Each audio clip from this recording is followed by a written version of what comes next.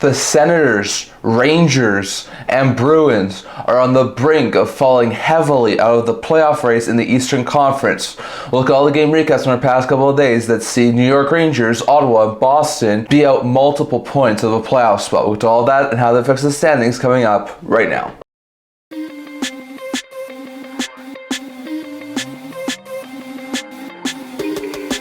Hello everyone, welcome back to another video here at the End-to-End Hockey channel. Now before we begin this video, don't forget to like this video and subscribe below. Thank you for all your support. We're nearly to 2,000 you guys, so if you haven't already, don't forget to subscribe button down below and don't forget to comment down in the comment section below. I'd love to hear your thoughts. We're on the road to 500 subscribers. So if you haven't already, hit the subscribe button down below. It really does help with the channel. And don't forget to stay tuned for our March 7th trade deadline video. This Friday, we'll be doing a live trade deadline video at around 11:30ish Mountain Time, talking about all the trades that go down before the trade deadline happens. So we'll touch on all of that in that video. But in today's video, we're looking at a game recap video. We saw a lot of interesting movement that sees three teams in the Eastern Conference fall heavily out of the playoff race. So we'll touch on all of that, but first we're going to look at the game recap portion of the video. So we saw 3 games happen over on Wednesday and 12 games happen over on Thursday. This is also going to be my last game recap video for a week. I'm not doing another game recap video until the Monday after the trade deadline happens. We're going to take next week to sort of focus on all the stuff that happens concerning the trade deadline. So don't expect any game recap videos to happen next week. We will be doing another game recap on Monday, March 10th. So definitely stay tuned for that. So we'll start with the 3 games we saw over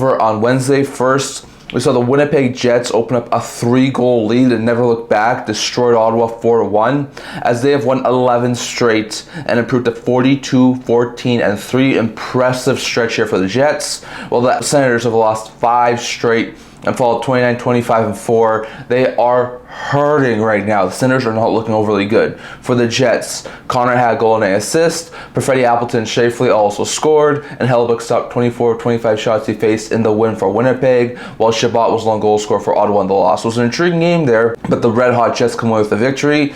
Then we saw the Avalanche open up a 2-goal lead and pulled away later into the game and beat the New Jersey Devils 5-1, as the Avalanche have improved to 34, 24, and 2, while the Devils fall to 32, 22, and 6, so a bad stretch here for New Jersey. For the Avalanche, McKinnon had 2 goals and 8 assists, and H2 had 3 assists. Both had 3-point nights. Makar had 2 assists. O'Connor, Middlestead, and Lehkonen also scored, and Blackwood stopped 22 of 23 shots he faced in the win for the Avalanche, while Jack Hughes was the lone goal scorer for the Devils in the loss. So it was an intriguing game there, but the Avalanche destroyed the New Jersey Devils to gain the Central Division. And the last game we saw over on Wednesday was between the LA Kings and the Vancouver Canucks, as the Canucks would blow a 2-goal lead as the Kings would force overtime, but in overtime, thanks to this goal here from Connor Garland, Real Cascara Sportsnet, the Canucks were able to come away with a 3-2 overtime victory. Massive winner for the Canucks in the playoff race, as they have won 4 of 6 and improved to 27, 20, and 11, while the Kings have a 7-game point streak but fall to 31, 17, and 8. So a little bit of a hiccup in the road there for the Kings. For the Canucks, Garland scored twice, which was including the OT winner as we just talked about, and Hedl had 2 assists, with Höglander also scoring for the Canucks in the win, while Kempe and Fogle were 2-goal scorers for the Kings in the loss. So it was an intriguing game there, but the Canucks get a narrow overtime victory over Los Angeles.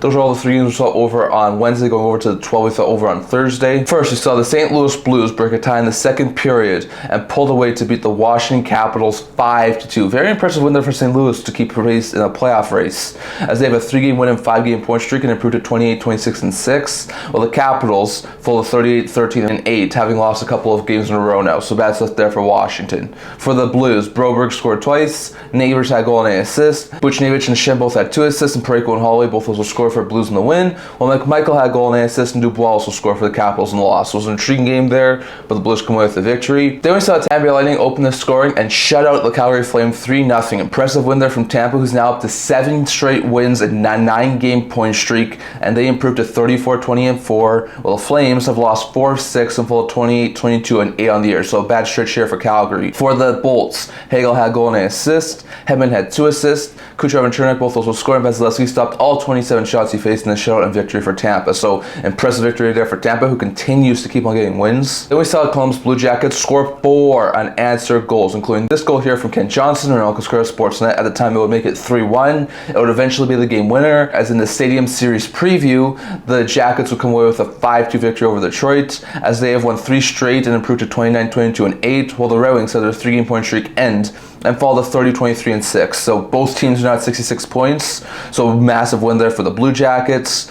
For the Jackets, Jenner had 3 assists. Van Riemsdyk scored twice. Johnson had goal and assist. And Marchenko and Corrali both also scored for the Jackets in the win. Well, Confer had goal and assist. And DeBrincat also scored for the Red Wings in the loss. So it was an intriguing game there. But the Jackets got a very much needed victory. Then the Carolina Hurricanes opened up a 3-goal lead and beat the Buffalo Sabres 5-2. Impressive win, an important win there for the Hurricanes as they improved to 34, 21, and 4. Well, the Sabres followed 24, 28, and 5 on the year. So a bad loss there from Buffalo. For the Hurricanes, Rantanen had goal and assist, and Hall, who scored his first goals of the Carolina Hurricanes. Aho, Jarvis, and Stahl also scored for the Hurricanes in the win, while Peterka and Tuck were 2 goal scorers for Sabres in the loss. It was an intriguing game there, but the Hurricanes' bad stretch and the Sabres' good stretch is halted in this game as the Canes come away with the victory. Then we saw New York Islanders open up a 2-goal lead and held on to beat the Boston Bruins 2-1 as they have ended their 4-game losing streak and improved to 26, 25, and 7. Massive win there for the Islanders to keep pace for a playoff spot. Well, the Boston Bruins have lost 5 straight,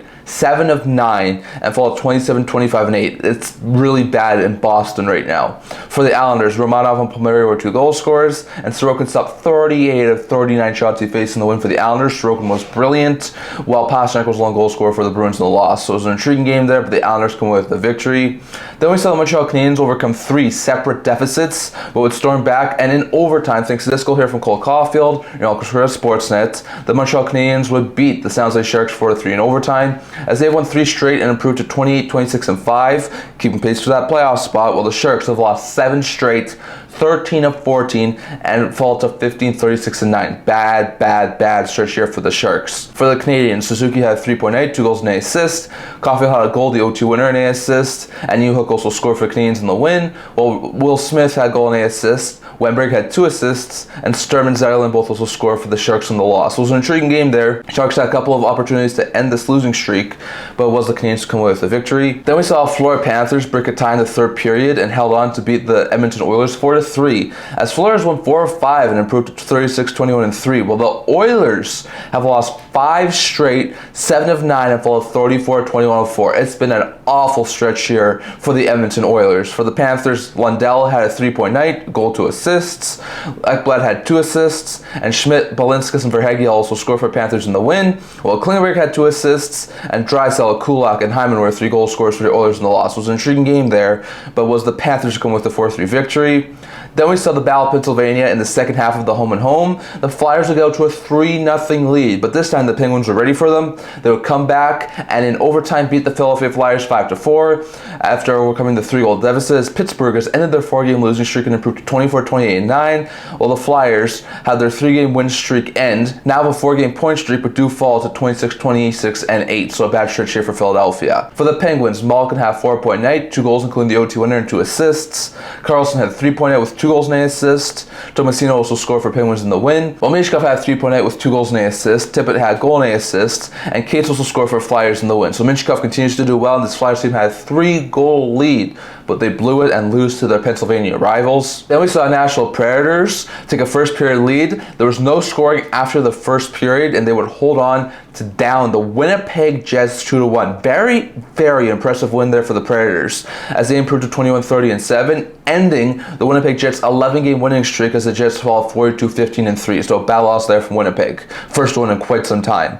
For the Predators, Forsberg and Novak were 2 goal scorers, and Saros stopped 22 of 23 shots he faced in the win for Nashville, while Pionk was a lone goal scorer for the Jets in the loss. So it was a really close game, but the Jets just weren't able to hit that next level this game, and they do lose to Nashville. Then we saw the Utah Hockey Club open up a big lead and pulled away to beat the Minnesota Wild 6-1, as Utah's won 3 straight, 6 of 8, and improved to 27, 24, and 9, while the Wild fall to 34, 21, and 4. So a bad loss there for Minnesota. For Utah, Keller had a 5-point night with a goal and 4 assists. Schmelz had a 3-point night with a goal and 2 assists. Hayden and Cooley both had a goal and an assist. Sergachev had 2 assists. Gunther and Jersey both also scored, and Benjamelka stopped 15 and 16 shots he facing the win for Utah. A very complete effort there from the Utah Hockey Club. While Gaudreau was the lone goal scorer for the Wild in the loss. It was an intriguing game there, but was the Utah Hockey Club will come away with the victory. Then we saw the Vegas Golden Knights score 5 first-period goals. They nearly blew the lead, but they were able to hold on and beat the Chicago Blackhawks 7-5. As they have won 4 of 5 and improved to 35, 18, and 6, while the Hawks have lost 5 straight, 8 of 9, and fall to 17, 35, and 7.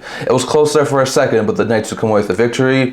For Vegas, Barbashev had 4-point night, 2 goals, 2 assists. Howland had 3 assists. Kolesar scored twice. Hurdle had Golden assist. Hanifin had 2 assists, and Dorofeev and Haig both also scored for the Knights in the win. Well, Murphy had 3 assists, Nazar had 2 assists, and Del Maestro scored his first career NHL goal. Foligno, Mikheyev, Kurashev, and Doc were the 5 goal scorers for the Blackhawks in the loss. It was an intriguing game there, a very high-scoring game, but it was the Knights who come with the victory. And the last game we saw over on Thursday was between the Anaheim Ducks and the Vancouver Canucks, as the Canucks would once again go to a 2-0 lead, and would once again blow the lead, this time giving up 5 unanswered goals, including this goal here from Ryan Strome. Ronaldo could score a Sportsnet, but Strome was able to get the go-ahead goal, and they'll add a couple more after that, as they would beat the Vancouver Canucks 5-2, as they have won 5 of 7 and improved to 26, 25, and 7, while the Canucks have lost 3 of 4 and fall 27, 21, and 11. A bad stretch here for Vancouver. For the Ducks, Terry had a goal and 2 assists, and Strome had a goal and 2 assists, both had 3-point nights. Lundstrom and McTavish both had 2 assists, and Gauthier, Vetrano, and Lacoma also scored for Ducks in the win, while Tyler Myers had a goal and an assist, and Suter also scored for Canucks in the loss. So Canucks just can't get very much offense going, and they do lose to the Ducks. So some interesting games from the past couple of days. Now going over to see how it affected the current standings. So as it sits right now in the standings, there are 6 teams in the Eastern Conference who have hit the 70-point plateau, including 1 team, the Capitals, who have hit the 80-point plateau with 84 points. Then you have 75-point Florida, 74-point Toronto, 72-point Tampa and Carolina, and 70-point New Jersey, who are all still top 3 in each team's division. Then you have the 66-point Detroit Red Wings and the 66-point Columbus Blue Jackets, the 2 wildcard teams. Both have played the same amount of games, but the Red Wings do have the more regulation wins, which is why they have the tiebreaker, but both teams are in sole possessions of playoff spots. Really good stuff there for those 2 teams. Well, the New York Rangers, the Ottawa Senators, and the Boston Bruins are all currently at 62 points.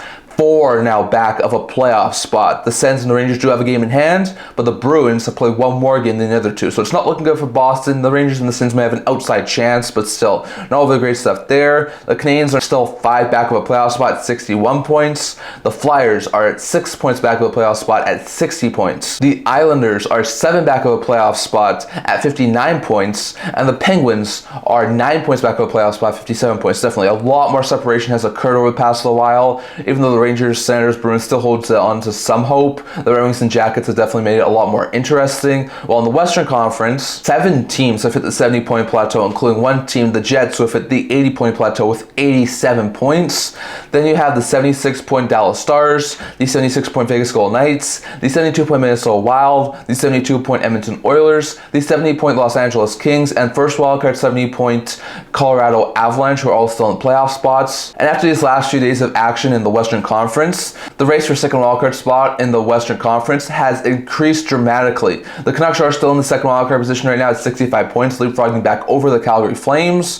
Flames are still only 1 point back with a game in hand, so they're still doing pretty good right now when it comes to a potential playoff spot. But now Utah is only 2 back at 63 points. St. Louis is only 3 back at 62 points. And Anaheim is only 6 back at 59 points. So those teams are not out of it in the least. Anaheim might still be a little bit farther out than they would like to be, but St. Louis and Utah have made it extremely interesting in the second wildcard position. It's still really interesting in the Eastern Conference. I do think it's still a lot more closer than the West, but the West has made it really interesting for that last wildcard spot over the past little while. So definitely, we're going to have to wait and see what happens over the next few weeks leading up to the trade deadline. Like I said, this is my last game recap video for the next couple of days until Monday, March 10th. So it's going to be a while until I do another game recap video, but those are the standings as it sits right now as of February 28th. So definitely, I'll let you guys thoughts on all of this down in the comment section below. What are your opinions on all of this? Did any of the games surprise you? And are the standings a little bit shocking to you, especially how close it is right now in the Western Conference? Definitely, I would love to hear your guys' thoughts on all of this down in the comment section below. That's all I'm going to talk about for today. Remember to like this video. If you're to subscribe below, we're on the road to 500 subscribers. So if you haven't already, hit the subscribe button down below. And don't forget to leave a comment. Would love to hear your thoughts on all of this. I also have a blog talk about news, rumors, analysis, stuff like that. So want to check that out. We'll link to that down in the description below. And kind of see you guys all for next video. See you guys soon.